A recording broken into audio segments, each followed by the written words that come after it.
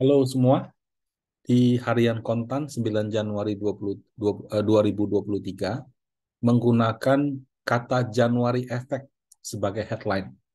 Judulnya, Investor Harap-Harap Cemas Menanti Januari Effect. Istilah keuangan yang berkaitan dengan bulan atau waktu itu memang ada Bapak Ibu. Seperti contohnya kalau di bulan Desember itu window dressing, ada juga yang disebut dengan Santa Claus Rally. Kemudian biasanya di bulan Maret, bulan April, Mei ada istilah sell in May and go away. Sell in May until Saint Patrick Day. Saya juga nggak tahu Saint Patrick Day itu apa. Dan sebagainya. Nah, kali ini karena di bulan Januari menggunakan Januari Effect. Sebagian dari istilah itu memang ada yang dilengkapi dengan data pendukung. Sebagian lagi kalau menurut saya cocok logi aja gitu. Nah, Januari Effect ini masuk kategori yang mana? Ada data pendukungnya atau yang sifatnya cocok logi? Nah, untuk menjawab pertanyaan tersebut, pertama-tama kita harus membandingkan dulu. Menurut saya yang ada data pendukungnya itu adalah window dressing. Ya, window dressing itu gampangnya adalah bulan Desember harga naik. Kenapa harganya naik?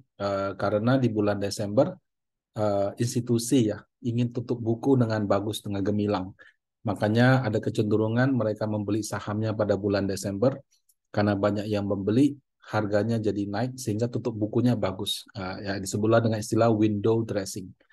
Nah, kalau kita bilang saham naik, Indonesia itu IHSG naik. Nah, window dressing itu atau Winrest itu memang didukung dengan data. Karena dari tahun 2001 sampai dengan 2022 hanya meleset satu kali. Bagaimana dengan Januari Effect? Apakah bulan Januari kalau mengacu kepada katanya berarti Januari IHSG naik didukung dengan data.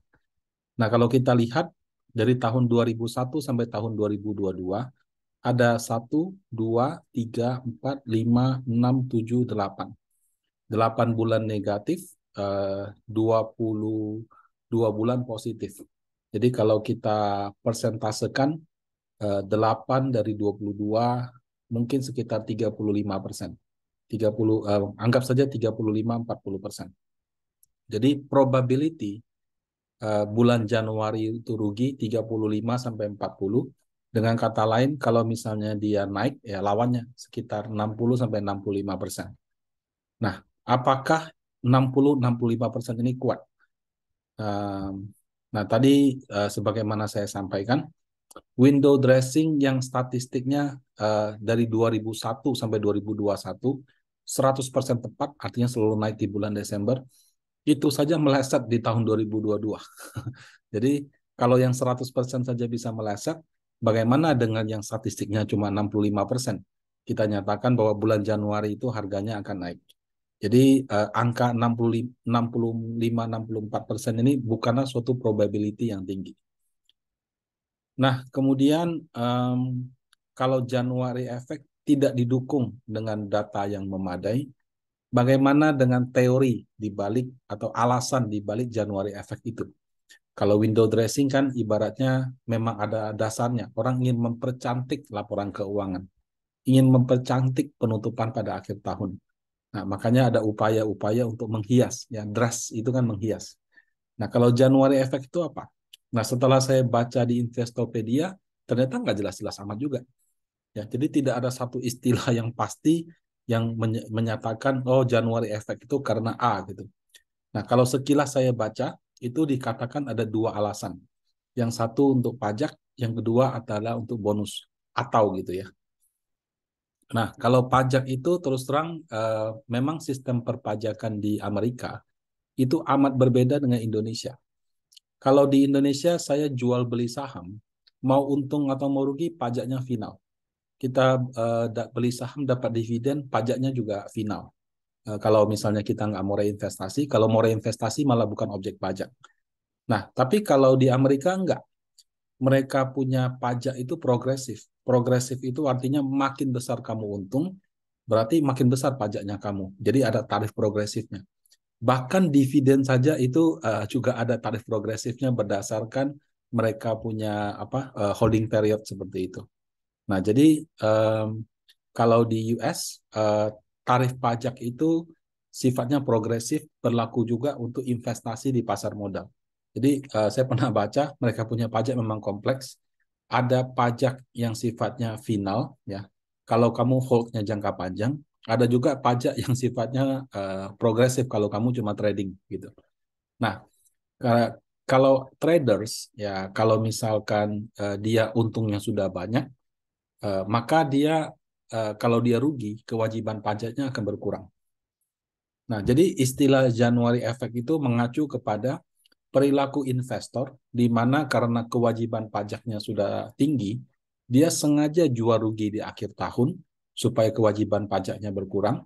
Kemudian saham-saham yang dia jual rugi itu dibeli kembali pada bulan Januari. Nah, karena itulah bulan Januari naik. Apakah hal tersebut pasti? Terus terang saya tidak memahami sistem perpajakan US secara utuh. Saya baca peraturan harmonisasi perpajakan saja sudah cukup pusing untuk yang perorangan. Apalagi kalau di sana, gitu ya. Saya tidak bisa memastikan itu. Tapi kalau menurut saya agak nggak make sense ya. Siapa yang sampai dengan akhir tahun pasti untung pajaknya tinggi. Belum tentu sama. Kita beli saham yang berbeda, kalau timing belinya beda aja, bisa saja saya untung kamu rugi atau sebaliknya. Jadi kalau dikatakan orang demi pengurangan pajak sengaja jual rugi, iya kalau dia punya pajak tinggi, kalau untungnya banyak, kalau untungnya nggak ada atau bahkan rugi. Nah, dan kalaupun iya, ya mungkin hanya segelintir orang saja gitu. Nah, kemudian sengaja jual rugi, ya agar kewajiban pajak berkurang, menurut saya juga tidak bijaksana. Kalau kamu perorangan, suka-suka kamu. Tapi kalau kamu perusahaan, ya institusi seperti reksadana, mana mungkin kita membuat alasan kita jual suatu saham atau obligasi gitu ya dengan harga lebih rendah daripada harga pembelian kita, tidak ada tekanan redemption dari masyarakat, outlook tidak ada yang berubah hanya karena demi perpajakan. Menurut saya itu bukan alasan yang kalau nanti diaudit bisa diterima gitu. Jadi untuk institusi seperti reksadana itu kayaknya agak impossible gitu ya. Nah, dan sudah tentu juga tidak sesuai dengan kebijakan investasi di pada reksadana juga gitu. Jadi menurut saya praktek ini di Indonesia harusnya tidak akan ada.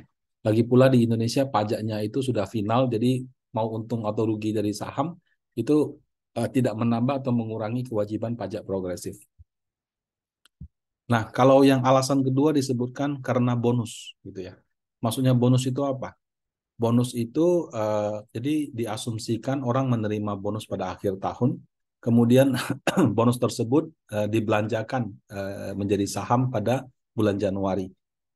Ini menurut saya lebih lebih tidak make sense lagi. Pertama, apakah perusahaan harus bagi bonus? Belum tentu. Ada kalau lagi PHK gimana, gitu ya. Kemudian kalau bagi bonus, apakah mesti di akhir tahun? Belum tentu juga. Ada perusahaan-perusahaan yang bagi bonusnya menjelang Lebaran, pertengahan tahun, dan sebagainya. Seperti itu. Nah, kemudian apakah setelah bagi bonus, orang pasti beli saham? Menurut saya lebih kecil lagi persentasenya.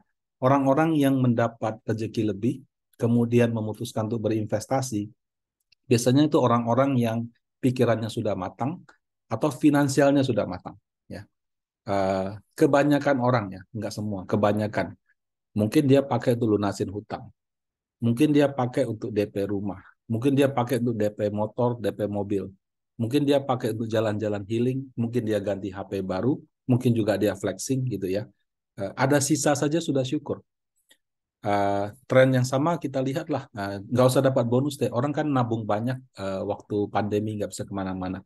Begitu pandemi lepas orang kayak kesetanan belanja kok, uangnya habis kok gitu.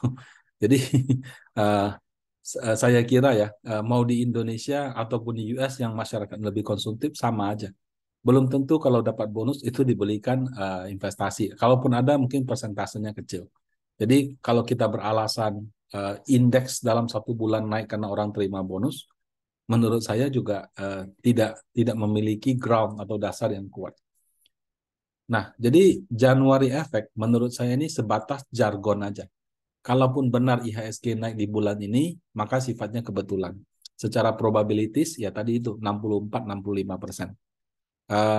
Untuk pengelola reksadana saham, jadi seperti manajer investasi, fokusnya itu bukan Januari atau Desember atau Maret atau Mei. Yang kita fokus itu adalah pertama valuasi. Jadi ketika kita beli saham, harganya mahal atau murah. Kemudian yang kedua adalah fundamental. Fundamental itu kemampuan perusahaan menciptakan laba dan pertumbuhan laba.